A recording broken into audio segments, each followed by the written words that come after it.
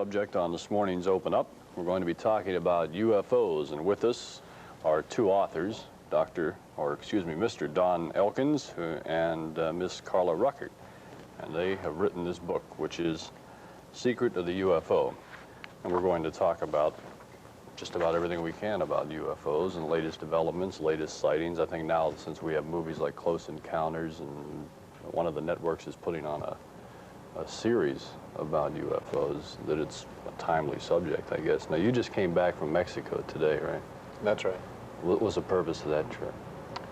Well, the purpose of the trip was actually medical research, a paranormal medical research. But as a secondary purpose, we did a little bit of investigating with respect to UFOs. We talked to several people who had communications from UFO sources. And we have found that there are people all over the world now that have these alleged communication from UFO sources that match the material that we got out from the people in Mexico, correlated precisely with the material that has been communicated for the past approximately 30 years.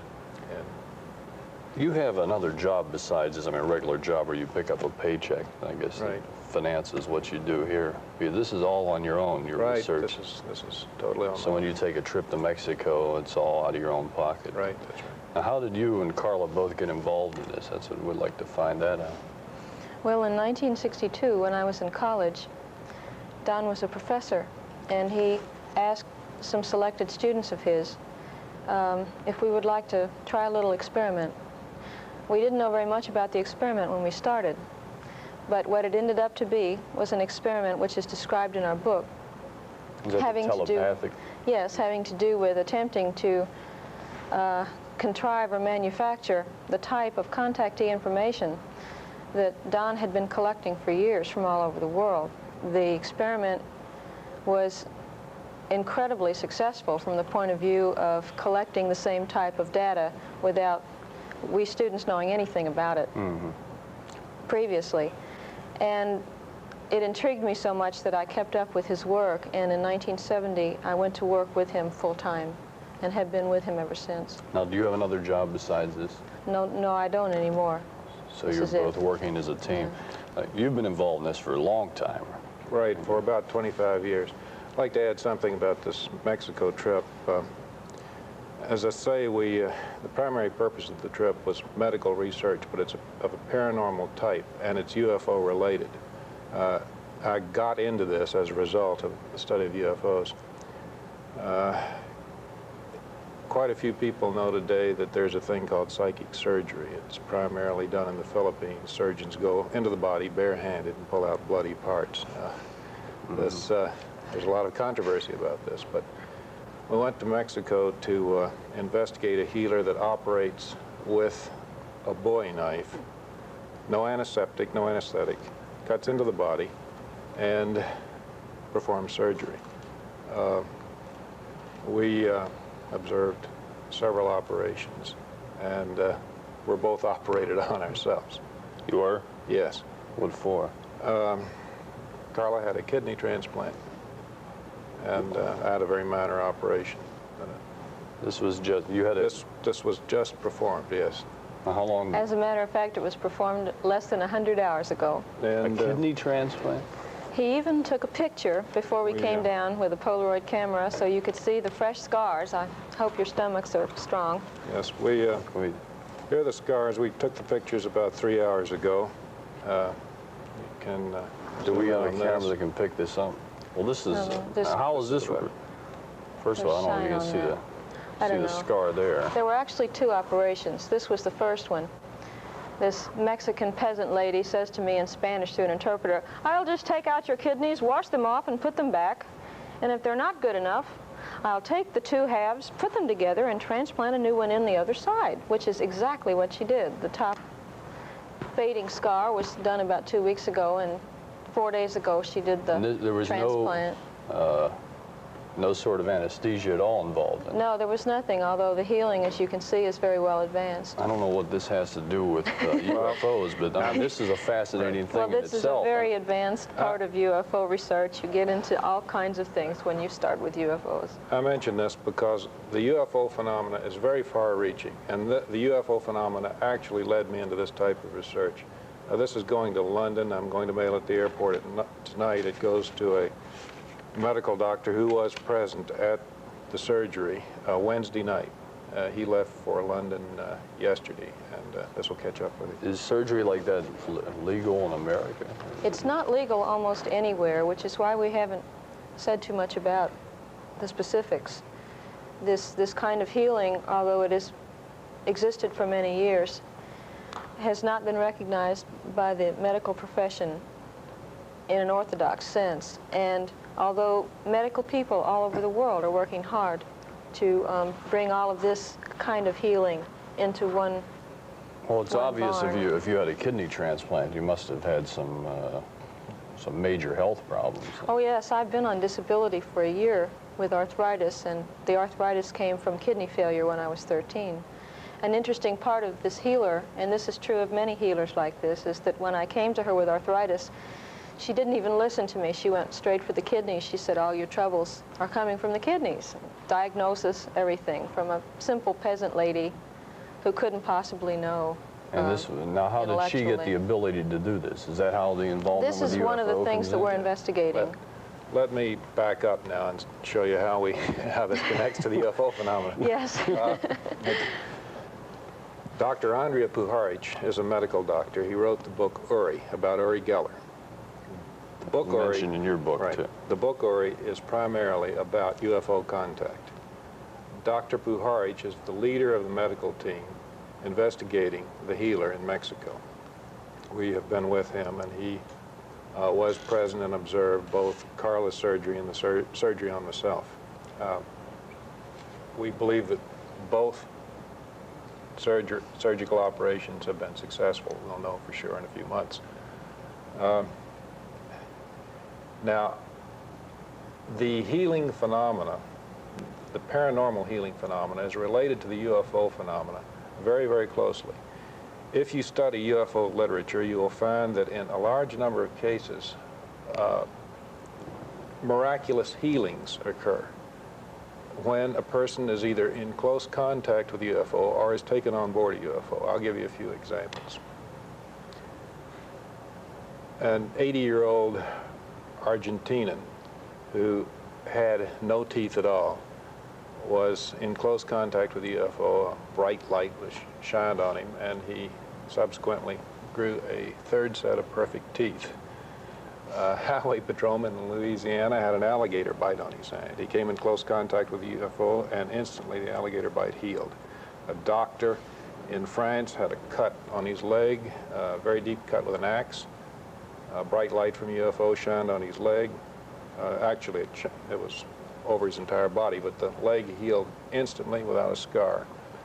A hunter in the West was taken on board a UFO, and after he returned from this alleged journey, he was examined in a hospital and found to have no tuberculosis scars, and he had very bad tuberculosis scars in the lungs prior to the encounter. This is repeated and repeated and repeated over and over again. And part of a deep investigation of the UFO phenomena includes the healing phenomena, and that's what led us to Mexico. Now, how did this little peasant lady find out she had the ability to do this, or what's her story? This story is, all of these stories are fantastic, and is so far out of the normal that it's very difficult to get into a total explanation until you have a large background. But to make a long story short, she claims to, well, let's say that when she is in the altered state of consciousness, a voice speaking through her claims to be Cuauhtemoc, son of Montezuma. And Cuauhtemoc is a discarnate entity that operates through the woman and takes over her body and actually does the surgery. Now, Dr. Puharic was allowed to pull the knife out of a patient. This just happened last week. And he grabbed the knife, and he has a very calibrated pull. He's practiced. And he pulled a ½ pound and nothing happened. Put on a pound and nothing happened. He got up to 10 pounds before the knife came out. He said it was like it was held in the body by a magnet. When she did the kidney transplant, she put the knife in the body, slit through the entire back, made a slit for the kidney, placed the kidney beside the knife blade, and the kidney was drawn into the body as if by a vacuum. Now, you were awake this whole time. I certainly was. What did you feel, Doreen? It hurt a lot, actually. It's not like psychic surgery, barehanded psychic surgery, where there's almost no pain. There seems to be a different process working here. We're still working on the theory, the process of it, and we'll have a lot more work to do, but there seems to be more of a blend of magnetic fields between what the Chinese might call the electrical body, or some people call the finer body or the astral body, and the physical body, so that the field is more joining the two, and things are actually happening in the physical body as well as the electrical body. That's probably why it hurts, probably why she uses a knife. Oh, where was this operation performed? In Mexico. I know that, but I mean, in her home, or? Yes. It was performed at her home. Are there any government officials around at all that see this? There was this is a ticklish subject. I can't really talk about this. There was a Moving right along. There was a government official present. There were 3 Mexican doctors, a doctor from London, and Andrea Pujarich from New York, who is a medical doctor. It is a fringe area of legality. A government official that was there as an American government? No. No. Mexican government official, yes. I can't mention his name. You must understand that these things are well understood by many doctors who bring their patients to healers like this all over the world, and yet, since the official picture is such that there are actually laws against practicing medicine without a license, you can't become too publicized, talk too much about it, or you will not only damage the healer, but cause him to go completely out of business. Weren't you really afraid to go through a thing like this? I would think it's a major operation, kidney transplant. And where did the kidney come from that you received? That's another cause for conjecture. We looked all over and couldn't find one through our normal medical sources. And then the healer simply had one, and Dr. Pujarich theorizes that she materializes them. Strange. We got to get to the phones. There are a lot of calls. Line 4, you're on Open Up. Well, that was just my question. Hello, line 4, you're on the air. Other kidney come from. But also, I'd like to know if either one of these people have had any personal experiences with UFOs. I'm sorry, sir. We missed the first part of your question. Could you ask it again? Well, the question was, you had already asked that just before I got on the air about where the kidney came from, and that the second part of it was, have either one of these individuals actually had any personal contact with UFOs? Okay, thank you. I've personally seen 2 UFOs. I know a UFO when I see it. I don't count something that is not identified as an unidentified flying object as being a UFO. I've seen a lot of things I couldn't identify, but I've seen 2 UFOs that are definitely UFOs. I have performed an experiment with over 100 people in fabricating what I call telepathic contactees. A very large percentage of these people have seen UFOs shortly after going through a training program that we've developed. What exactly did you see when you saw a UFO? Well, I saw a white disk make a 45-degree turn at a very high velocity with a 0 radius. This is a UFO. We don't have any aircraft that make 0 radius turns. It was relatively close. I was flying myself at the time in the cockpit at approximately 33,000 feet. I also observed another high-altitude UFO making right-angle turns at high speed high over the desert and approximately over Albuquerque, New Mexico. This was observed for 15 minutes. 3 of us observed it. I've been present when several other observations were made that I personally didn't see, but were witnessed by several good observers who were in the area. Carla, how about you? Have you ever come across a UFO? As a matter of fact, as long as I've been in this research full-time, I never have seen a UFO. Once I saw a wonderful, lighted, what looked like a disc coming down very close to me, and I thought, I've finally seen it. And then it flashed out like a little computer. I am not a UFO. I am the Goodyear blimp.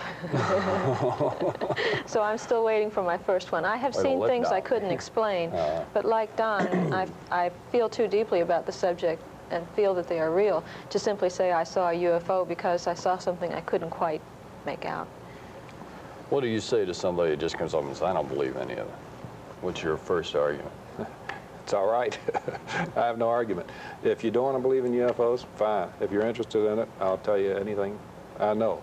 Interestingly enough, J. Allen Hynek, who is a fantastically great researcher and has done a lot of really sound work in this field, sent a questionnaire out to about 100 scientists recently. At the top of the questionnaire was a small fact sheet about 1 or 2 pages and described some of the well-known sightings.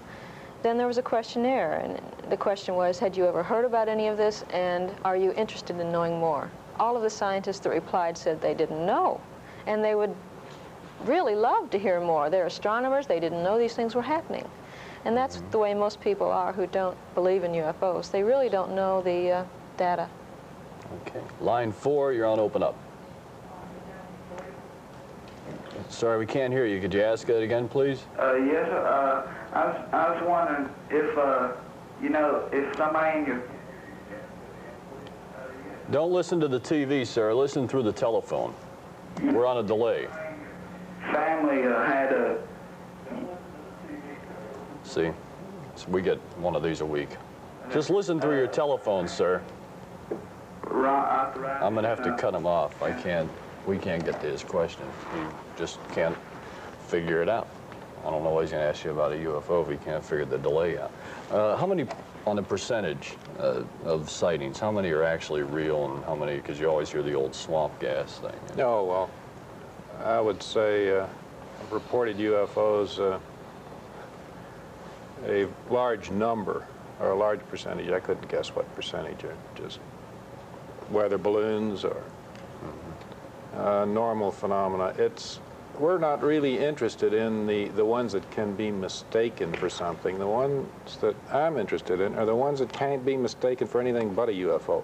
Like a ship lands, an entity gets out, he talks to you, he invites you in the craft, you go in, you have an experience, you get certain information from him. This happens so many times, and it's happening so often now, that we don't have to worry about, well, is that a UFO or not? Is that a weather balloon? That's unimportant. When you say it happens so often, like what? Well, a week you hear of one? Well, about 3 years ago, there were 2,000 good cases like this, and they're increasing now. I get information from all over the world, and every month we have several of these cases. Now, if you didn't know anything about UFOs, a lot of these cases would seem totally ridiculous. But after building up intelligence, this is just like working as a detective or an intelligence officer in the military, you build up your intelligence. And then when you get a report, you know what to look for, you know the questions to ask, and you see that these things form a pattern, and you begin to recognize the puzzle pieces. Years ago, you know, it took me a long time to fit a piece into the puzzle. Now, each piece makes sense. It goes into the puzzle. Of course, every once in a while you get a piece that makes absolutely no sense at all. We don't know whether that's a hoax, invalid, or whether it's a new piece of data that we don't know how to use yet. What's an example of somebody that, what did they see when they got on the ship or went for a ride or whatever they do when they get on there? Let me give you the case of Sergeant Moody. This was 2 years ago at Alamogordo, New Mexico. He was out watching a small meteor shower all by himself in the desert, standing outside his car, when a disc-shaped ship came down and landed in front of the car. He was scared to death, but he couldn't move. An entity about 4.5 feet tall, humanoid, got out, walked over to him, and touched him. When the entity touched him, Sergeant Moody lost all fear. He then communicated, not verbally, but telepathically. This is 90% of the cases, the communication is said to be telepathic. The entity took him on board the ship, and Moody asked to see the drive unit. He was taken down below and shown the drive unit. The way he described the drive unit was what I would have expected. It made sense from what I already knew. Now, Sergeant Moody was very, very reluctant to tell anybody about this. He found that he had to contact somebody, and he contacted APRO, the Aerial Phenomenal Research Organization in Tucson, Arizona. He is still keeping this covered up. I mean, he's in the Air Force. He's a career Air Force sergeant, and he doesn't want the information out. Since there are a number of Sergeant Moody's in the Air Force, we're not really giving away anything by saying that. Would seem to me, if you had come across a thing like that, you'd be scared to death after it happened. He was, but when the first thing that he said in the interview was that when the entity touched him, he lost all fear. That's a puzzle piece. That's one we know. We know that that happens time and time again. So this is not surprising. Another thing that I'm wondering about, if these people run into these different UFOs, I imagine each one is a little different, right? Oh, each story? Yes, indeed. Okay, where are they coming from? What planets? Or we don't know. Well, first let me say that 60% of the humanoids reported that are occupants are approximately 4.5 feet tall. They look like us. They have 5 fingers on their hand. They are obviously not from Earth. If one got on the bus, you'd know that he wasn't from around here. 14% look enough like us that they could get on the bus and never be noticed. Then the rest of the percentage varies from 3 feet tall to up to 15, 18 feet tall. They're a very wide range. We suspect that they come from several hundred different places in this galaxy and possibly outside the galaxy. Now, the question is always asked, well, how can they do this and why don't they leave traces behind? Well, they do leave traces behind. There are over 1,000 landing trace evidence cases now where landing traces have been examined. There are 80,000 bits of evidence in Northwestern University's computer. They can now tell when a ship lands. They can measure the tripod marks or whatever marks it makes on the ground. From those marks, they can tell what the ship looks like. They know what the witness is going to say before they interview the witness, simply by measuring the marks. There's enough data now. Now, who are we saying does all this research? Well, this is CUFO, Center for UFO Studies. This is headed by J. Allen Hynek. That's nothing to do with the government, right? No. J. Allen Hynek was the consultant on the movie Close Encounters of the Third Kind. He is professor of astronomy at Northwestern University.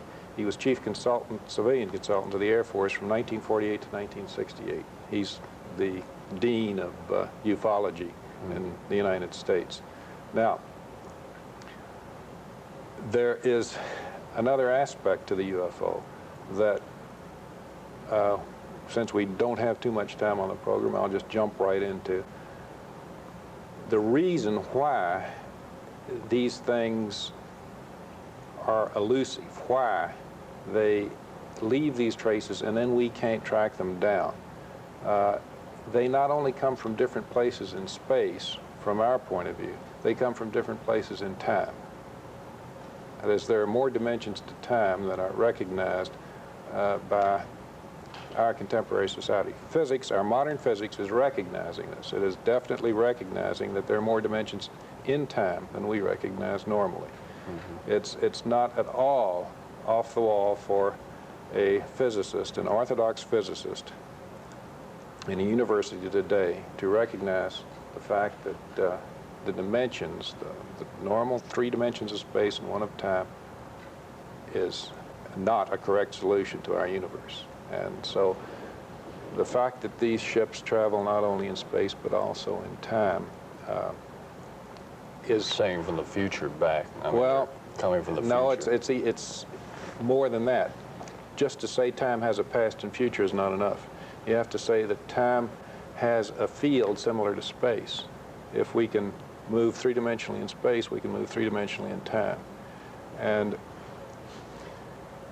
the the craft have been photographed in such a way that evidence indicates that they are time travelers, that they are able, as far as we're concerned, to travel the entire width of the galaxy in 0 time, as far as we're concerned. So we don't have the limitation of thinking, well, if light goes at 186,000 miles per second, it's going to take forever, 100,000 years to get across the galaxy. We don't even have to worry about them coming from another galaxy if this theory is correct. And there are a lot of people now that are supporting this theory, that these craft are, you might say, materializing in our space just the way this television picture materializes in your living room. And see, at the same time, there are other channels. I mean, you have to face that at this station, that there are other channels. We didn't know. And, well, I thought you might. But we're sitting here, say, on one channel, right. And there are other realities, so in other words, other fields of space-time. One sighting, say, in Arizona from one period of time.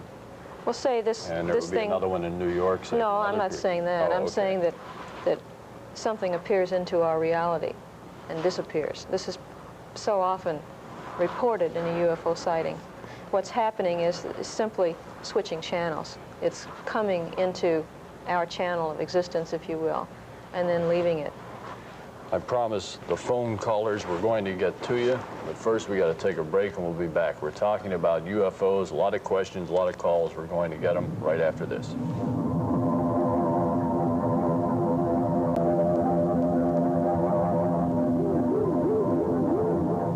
That's some UFO music for you. There's the book that is written by Mr. Don Elkins and Ms. Carla Ruckert, our guests, on Open Up this morning. We did promise to take phone calls. We got a bunch of them. Let's go to line 2. You're on Open Up. Yes, I'd like to know if you have found any similarities between the Bible and UFO. You wanted to get into that? Well, that's not really my area of expertise. There have been several books written about the Bible and UFOs. We have done an extensive investigation of the communications, allegedly from UFOs. Most of the communications have to do with what you would normally call religious concepts. They support quite a bit in the Bible, and I believe they explain quite a bit about some of the things that we don't really understand about the Bible. Okay, I hope that answered your question. What would you do if one came to you? I'd say take me to your leader. Really, you don't think you'd be scared? They'd have a difficult time getting me. Is that your goal, is to come across No, I wouldn't say that that's my goal. My goal is to find out as much as I possibly can. Of course, that would be one of the best ways. And if I ever get the chance, I'll make a beeline in the door. Okay. Line 4, you're on Open Up. I wanted to ask him about, since they knew Puharich, I wanted to ask him about Spectra, who, you know, the spaceship that Geller was supposedly on, and about the car teleporting, and Geller teleporting in New York, and a car supposedly being teleported in Ray Sanford's car in Texas. Right. Okay.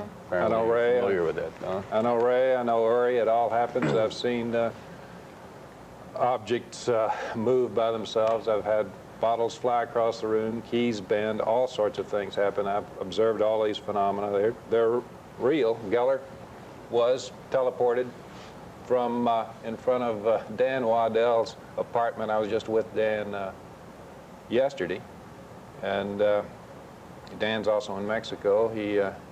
Geller disappeared and reappeared 35 miles north up at Ossining, fell through Puharich's screen door. As a matter of fact, it fell about 9 feet up, almost at the top of the screening before the roof. And Dr. Puharich didn't want to have it fixed. He kept saying, well, I wanted to show that it's really there, but unfortunately the other people working with him insisted on having it fixed. Now, we're talking a lot about, or is it Uri? Uri Geller. Geller. Now, can we get a little background on just who he is? Well, Uri Geller is the famed Israeli psychic who is able to bend metal mentally. There's a lot of controversy about Geller. Some people say, well, he really doesn't do it mentally, he does it by trick. Well, this is ridiculous because we know thousands of children that do it, age 7 to 15 or so, and they haven't learned the trick. They just, well, John Taylor, who's professor of mathematics at King's College London, has sealed metal strips inside a glass tubing. Glass blower seals it. There's no way to get in there. He has the kids stare at it and tell it to bend or break, and it bends or breaks. He's done this time and time and time again.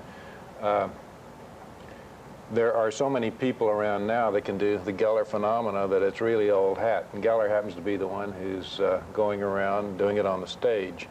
I have a key in my pocket here that Geller bent. He did this strictly by asking the key to bend, and it bent. It's a heavy metal key. Does he do a lot of concentrating on it? No, it bends right away if the right people are around. If he gets a bunch of skeptics around, he has more trouble.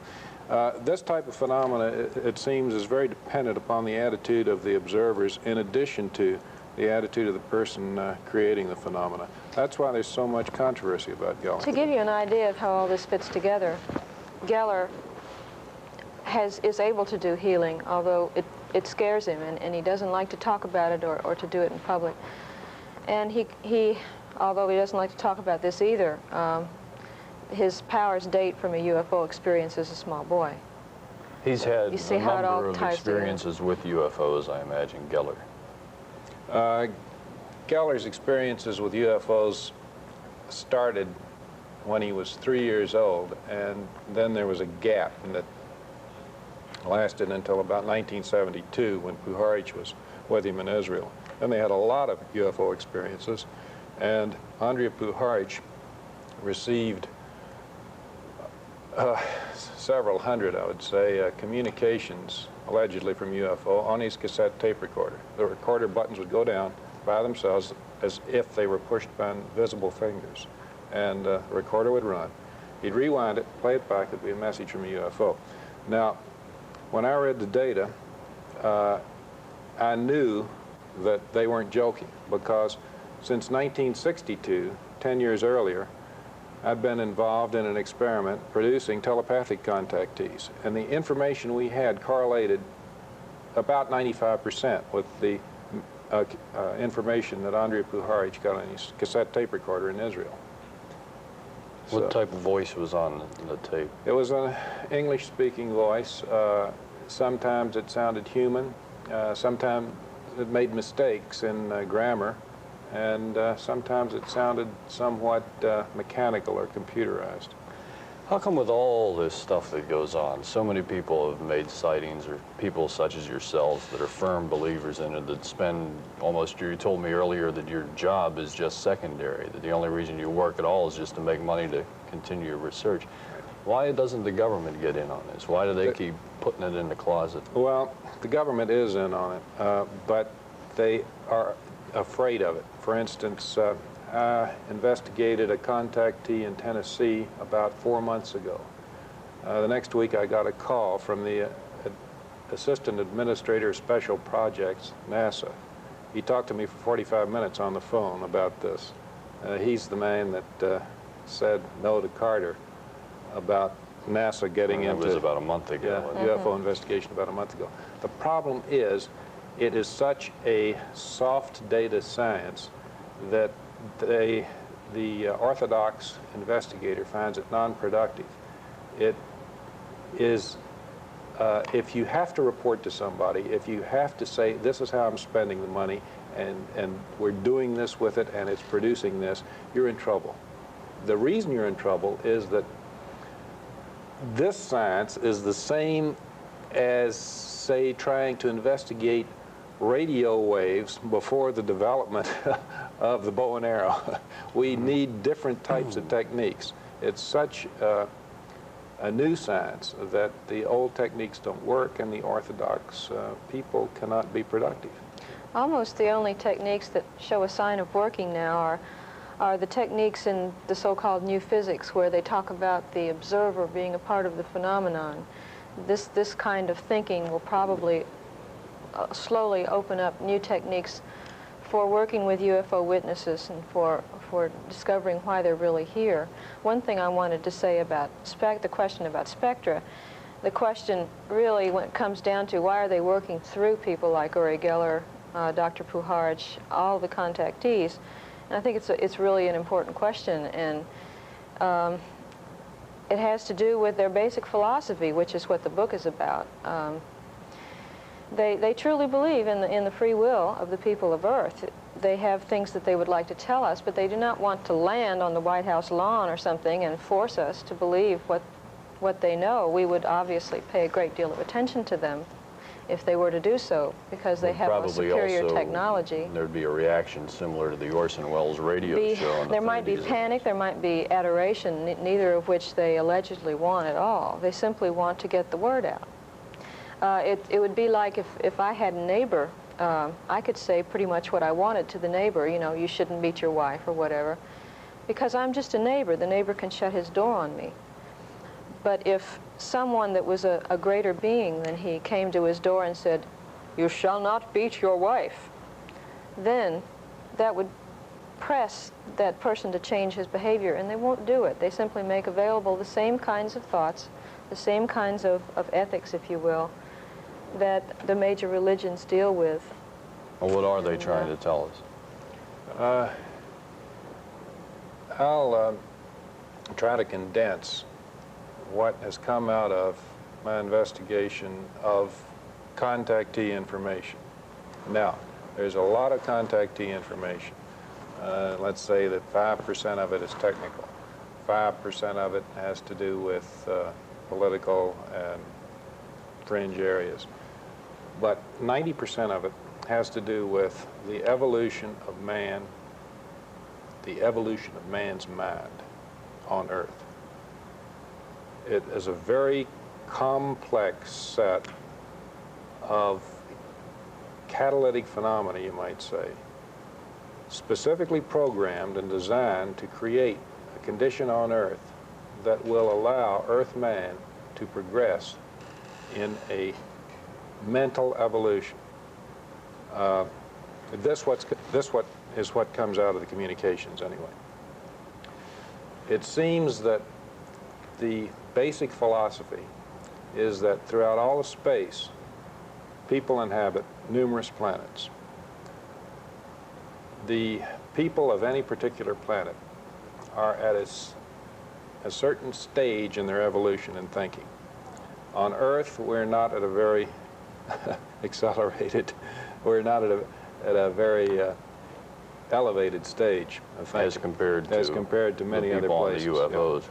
Now, it seems that when a society reaches a certain stage in their evolution of thought, it then becomes necessary for the society to do certain things that will accelerate the evolution of thought on planets not so far along. Now, the techniques used are none of the techniques that we'd ever dream of. That's what comes out of the communications anyway. The techniques used are techniques that produce what we call the UFO phenomena.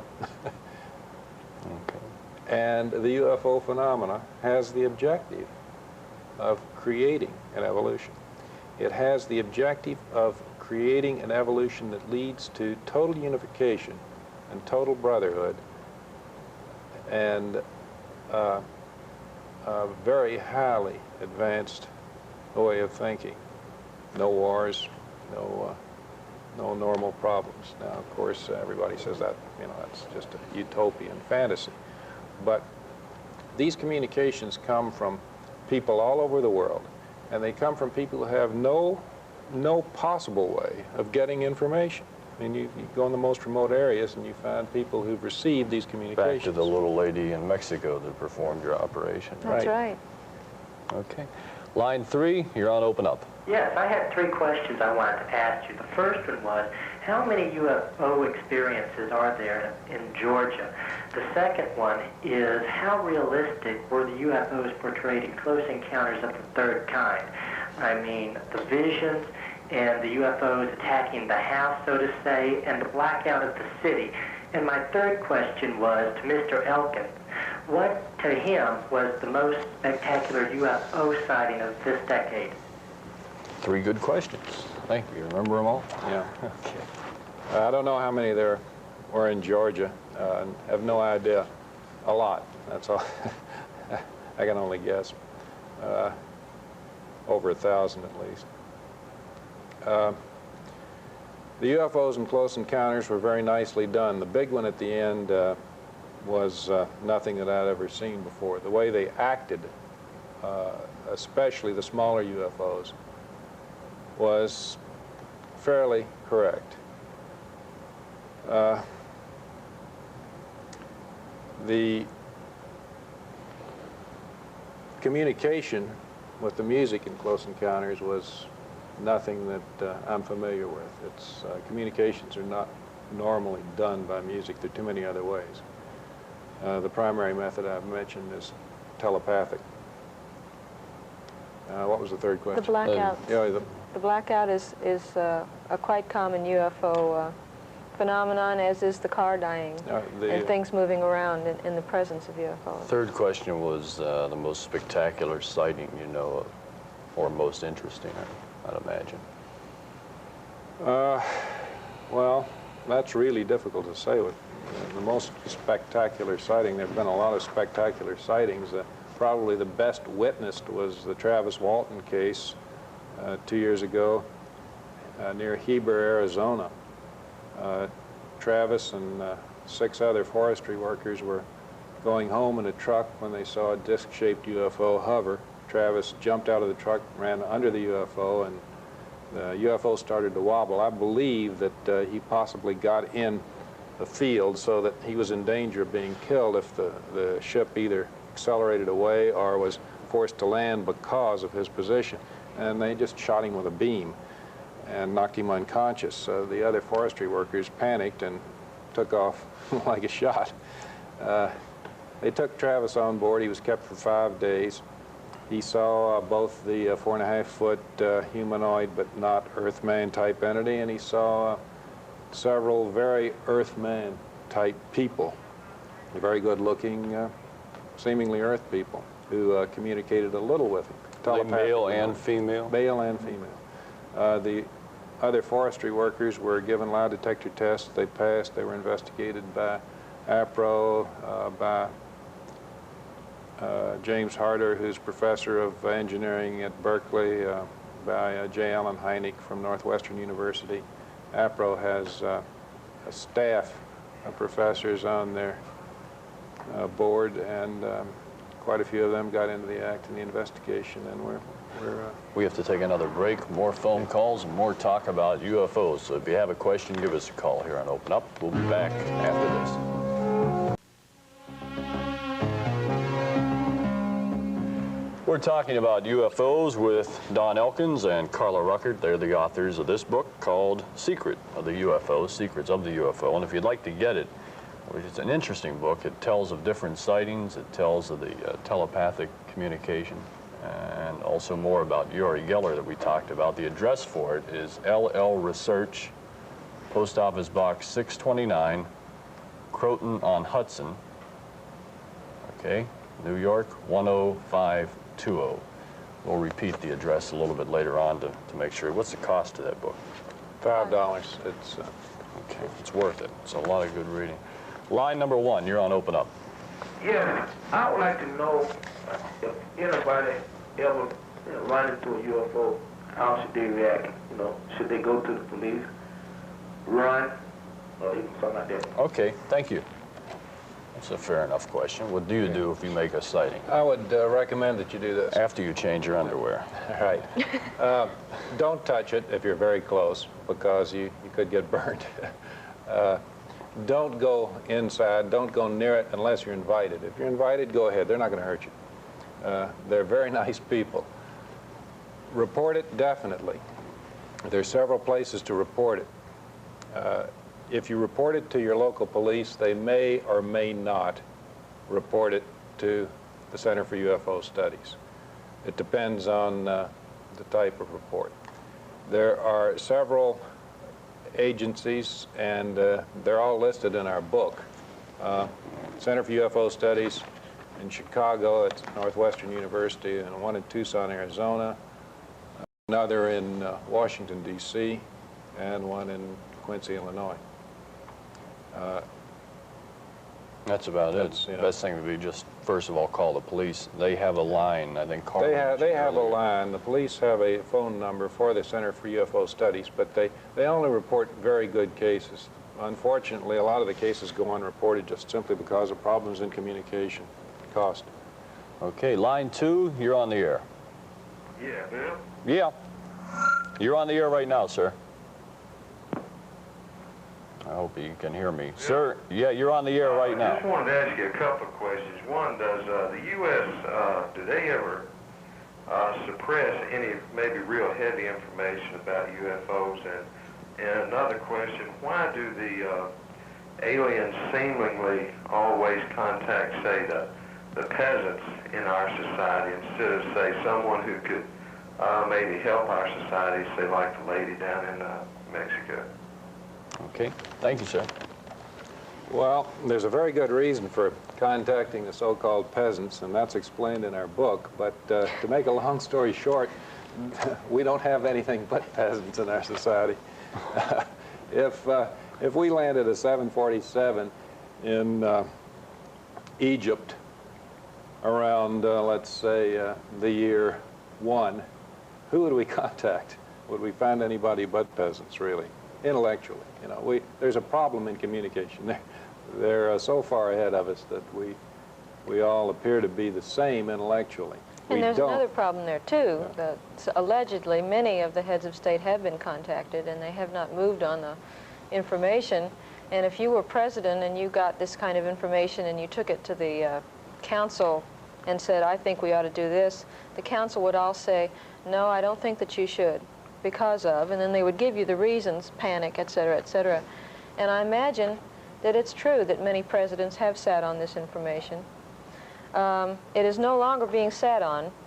There is no more cover-up. This is absolutely true. What has happened is they have declassified all of the classified stuff and put it into the Library of Congress under document numbers. There are millions of documents, and all you have to do is go through them and find the stuff. President Carter, I think everyone knows, had a sighting, what, a year ago or 2 years ago? About 73, possibly. What is the story on that? He just saw a UFO. I really don't. You know, he didn't have a close encounter. He saw a UFO at a distance. I don't really know what type. I think the whole town saw it. It was seen by many. Okay. Line 3, you're on Open Up. Yes, I have 3 questions I'd like to ask. I'd like to know about the encounter that Eisenhower had with high government officials out in, I believe, someplace at Edwards Air Force Base with UFOs. I'd also like to know about a bunch of bodies that have been found out in Arizona that were found with a craft that had crashed. And I'd also like to know what you can tell me about George Van Tassel and what you know about his experiences. Thank you. Oh, thank you. Second question was interesting. I didn't know. Yeah, I can't tell you anything about Eisenhower. I've heard a little bit about that alleged meeting, but I know nothing about it. I was never interested in following up on it. About the bodies that are supposed to be in Hangar 18 at Edwards Air Force Base, we have no evidence that there's anything to that story. It's possible, but I have personally spent, $500 in long-distance phone calls trying to track down someone who really could authenticate that story. I've come very close, and I have some very hot leads, including an Air Force general, and it just hasn't materialized yet. I don't know whether the bodies are there or not. I can't answer that question. What was the story? There was a spaceship that had crashed in Arizona? Crashed about almost 30 years ago is the story, and bodies were recovered and are still at either Wright-Patterson or Edwards Air Force Base. Preserved. To say we can't prove it. Now, the third question about George Van Tassel, I know him very well. In fact, I saw him in the Atlanta airport about 2 years ago. I've been out to his place a couple of times. In fact, I spent a week with George getting to know him. And to tell the rest of the listening audience who George is, he is one of the early contactees of the 1950s who started a publication about what he learned from the UFO occupants. He also built a machine in the desert that cost about $80,000 to build, that he said they told him to build, and to leave it there, and when time was right, they'd come back and calibrate it for him and turn it on, and it was a device to allow travel in time, in addition to other things. There's no way of telling whether this thing is real or not, but I can say that George displayed the seeming telepathic ability that I have witnessed in hundreds of cases, and the information that he got in this seeming telepathic manner correlated to a very, very high percent with the general information that's obtained all over the world. Therefore, I do believe that George is acting as a channel for UFO information. I can't say that the Integratron, the machine in the desert, is anything but a large chicken coop, because it never has done anything. I mean, someday maybe these troops will land in a UFO and say, all you have to do is this and this, and it'll run. But it is sitting there. It's sitting there. You can see it. In fact, you can see it from 33,000 feet as you go into, or 31,000 going into Los Angeles Airport, just as you start your descent. If you look down to the right, when you're on the localizer, you can see the Integratron if you know where to look. It's a big white building. Looks like a radar dome. Line 4, you're on Open Up. I wanted to ask about the television station being taken over in England, and ask Don Elkins whether if he knew that had been explained. And I also wanted to ask if he knew anything about a visual phenomenon around Franklin, Georgia, about 10 or 12 years ago.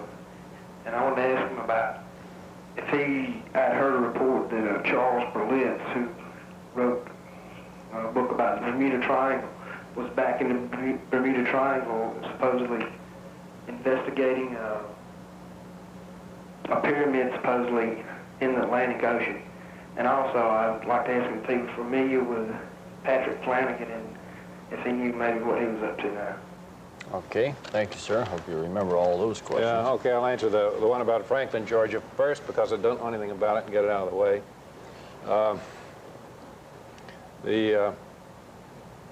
Pat Flanagan, I don't know what he's up to now. I really don't know what his game is, so I don't know anything about him. I do know the man, and I know about his pyramid investigations. All I know about Charles Berlitz is that he has been reported to be investigating a pyramid larger than the pyramid at Giza in the Bermuda Triangle.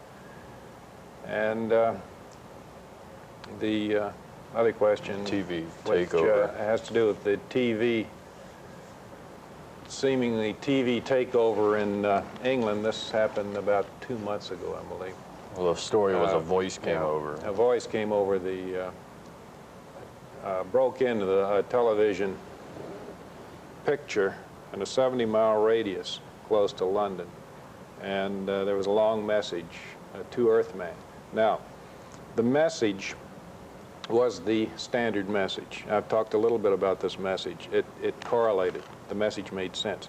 What we don't know is whether the message came from a UFO or whether the message came from somebody on the ground who knew the message and somehow electronically interrupted the television signals. Now, I called a friend of mine, John Whitmore, in London just the day after this happened, and he said he was investigating and working on it. And the last time I talked to him, he said that he thought it was quite possibly the work of an Earth person, not someone on board a UFO.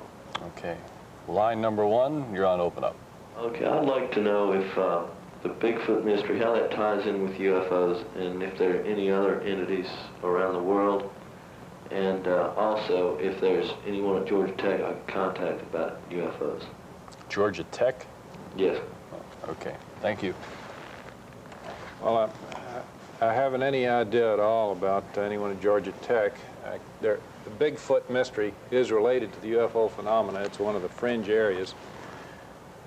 There have been a lot of reports of Bigfoot in the vicinity of landed UFOs.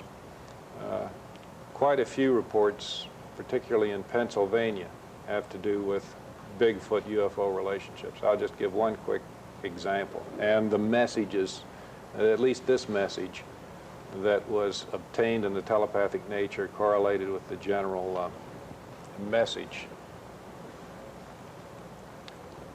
Was this 1970? I believe it was 1973, August, in central Pennsylvania. Around 9 p.m., a dozen farmers observed a UFO at high altitude. It descended and it landed in a field. It appeared to be about 100 feet in diameter, white and glowing brightly. 21-year-old and two 10-year-old boys jumped in a car and went up to investigate. The 21-year-old had a .30-06 rifle. When they got within 175 yards of the UFO, the engine died, the lights went off, the car wouldn't run. They got out and proceeded on foot.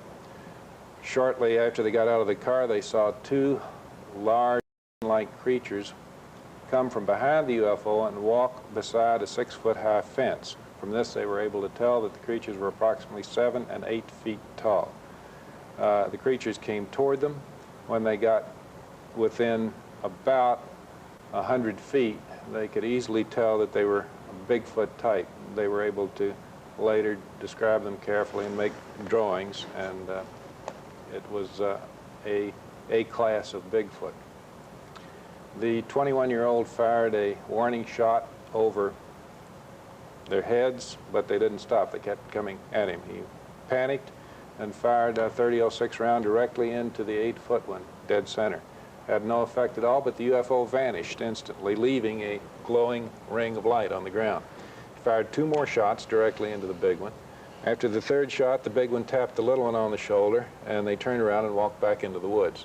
Highway patrol showed up. Highway patrolman could still read a newspaper by the glowing ring of light on the ground. He went up to the woods to investigate, but heard some crashing noises and got a little panicky and jumped in his car and took off. MUFON investigating team headed by Stan Gordon showed up and questioned all the witnesses. At this point, the 21-year-old who had fired the shots went sort of out of his mind. He started attacking the people around him. He was attacked by his dog. He knocked 3 of the farmers to the ground and sent the dog howling off in the bushes. And when they finally got him down and got him calm, he said, "Don't you see him? He's over there in the corner." And they said, "Who?" And they didn't see anybody. He says, "A man over in the black cape in the corner." And they still didn't see anyone at all. He says, "He's telling me something. He's telling me that if man does not straighten up, the end is near." Well, this is one of the more drastic UFO communications. It does fit in. It's a puzzle piece that fits in. There's a lot more to this story. I can't go into it because it would take more time than we have available in several of these programs.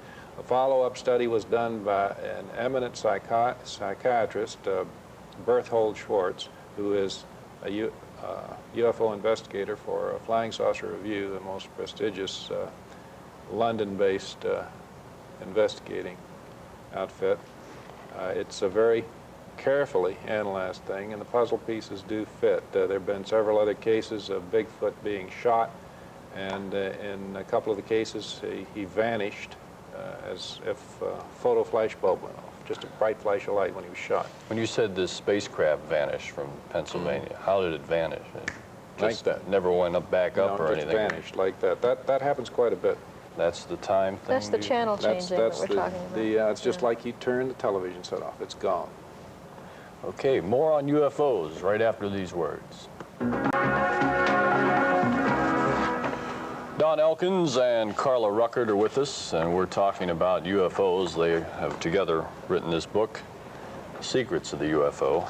And while we're in the break, Carla mentioned to me that if you have made a sighting, there's an address you can write to. So if you want to get a pencil, what we'll do is give you a couple minutes to get a pencil, then I'll give you the address to write if you make a sighting. But also call your police if that should happen, because if it's valid enough, hopefully they'll get to the right people.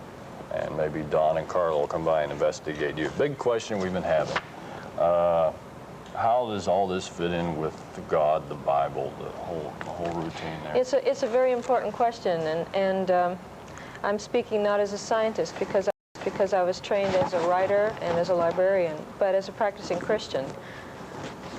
I firmly feel that the UFO message has a good deal to offer to anyone who is either a Christian or not. The spiritual has often disturbed those who attempt to go to church and don't find everything they want there. There are different paths for different people, and what the UFO message has as its very unique gift is an ability to cut through the theology of various religions and deal with the heart of truth, whatever that may be, on a very personal basis, so that you can work yourself on your own path, whether it is Christianity or whatever it is that you really need for your own spiritual evolution. Ron Kirk, our floor man that I mentioned while the break was on, or is there any chance the UFOs are looking for one particular person? Or a person that would fit into what they want to say, tell the world, hey, here's the message? Well, there are different types of UFO contact because there are so many different types of UFOs, it seems, from so many different places. There seems to be just precisely the type you're talking about. They're looking for certain people. In the case of Charlie Hickson at Pascagoula in 1973, he was taken on board the ship, we believe, because he was selected.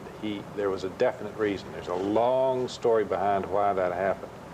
But he was one of these people. Now, in other cases, they're not looking for anybody. They just happen to land and they come in contact with somebody.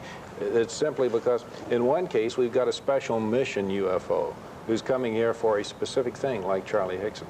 In another case, we've got just a random contact. So either answer is right. Okay. Hope you got your pencil. Here's the address. If you make a sighting, Aerial Phenomena Research Organization, or APRO, 3910 East Kleinedale Road. 3910 East Kleinedale Road. That's K-L-E-I-N-D-A-L-E. Tucson, Arizona, zip code 85712. 85712. Now, they will also supply people with information if somebody just wanted to write and ask a question? Certainly, membership subscriptions are something like $10 a year. They would give you that information. They have a regular newsletter. Okay. Line number 2, you're on Open Up. Yes, I wanted to know what you think about the theory that aliens live in the Earth's core and get in there by openings at the North and South Pole, and the coincidence that Betty and Barney Miller had when they described the part of the universe where the aliens came from, and the computer that mapped the location in space that was the same as she described it. Okay, sir. Thank you. Who wants to answer that? Yeah, I'm not going to comment on the hollow Earth theory because I have no data on it at all. I know nothing about it. I know of it. I've read the books. I haven't got any opinion at all.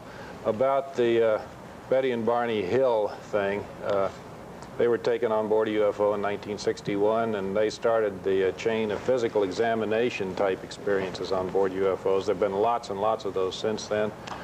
Betty Hill was able to remember under hypnosis a star map that she saw in the UFO, and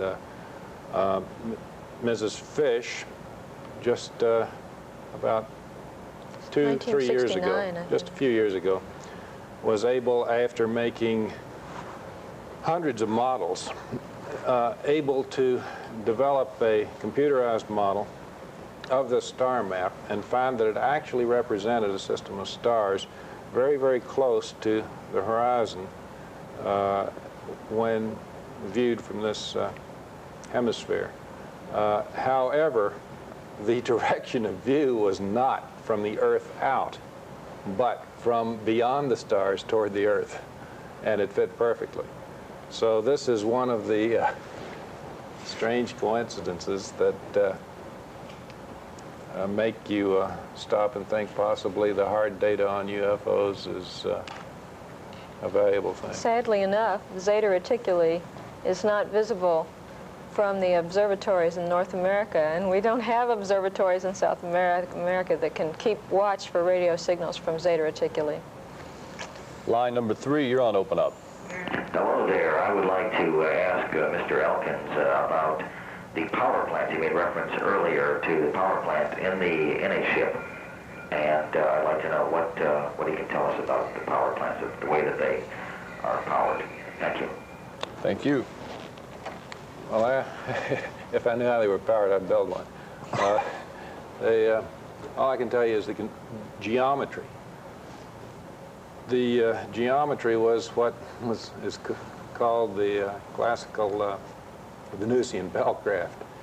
There are 3 spheres on the bottom of the ship. You only see a hemisphere from the outside or the inside. The sergeant saw the hemisphere from the inside. They're at 120-degree intervals, and then they have rods running from the spheres to a central control box in the center of the ship.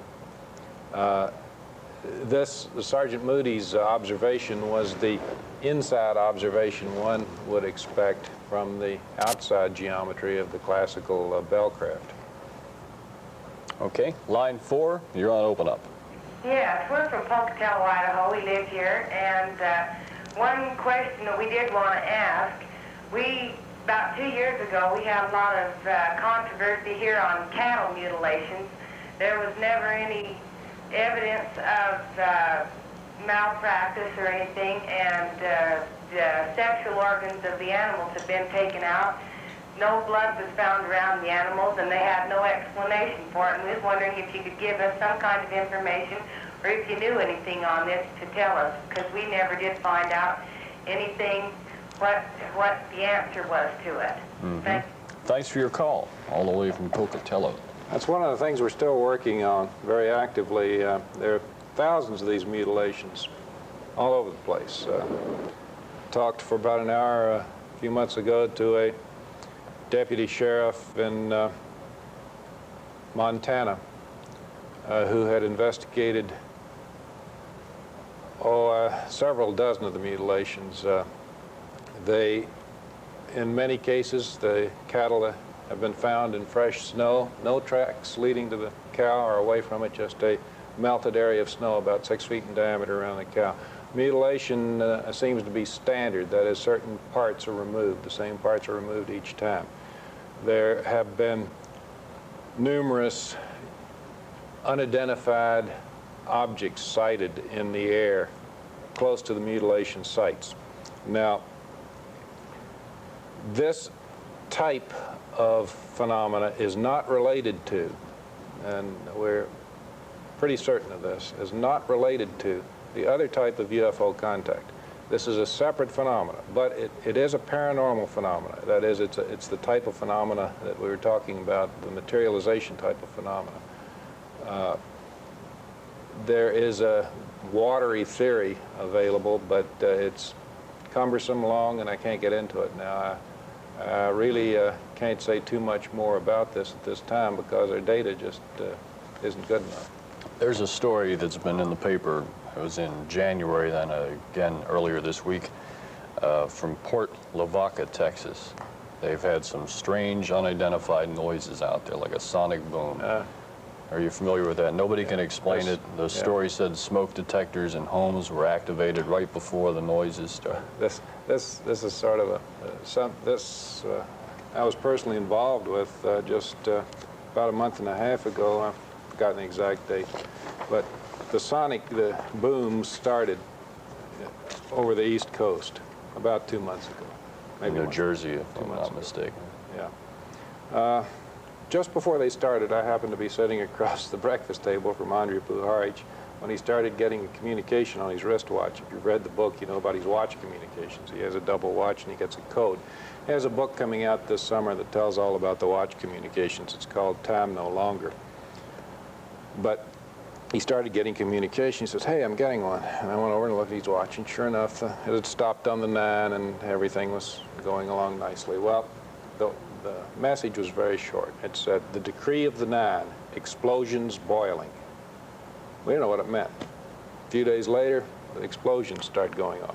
So we're still working on it. We haven't got any idea what the message means or what the explosions mean, but possibly he'll get another communication and we'll find out.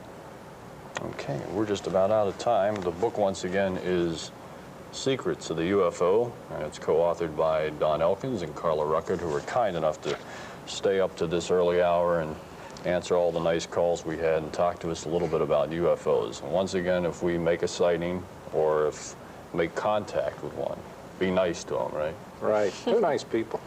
Okay. And we gave the address a couple times on the air for the people that want to pick up your book. It tells you all about the UFOs. It goes from, as we said earlier, different stories of sightings to the telepathic communications. Interesting book. And thanks again for being with us. And that's Open Up for this morning.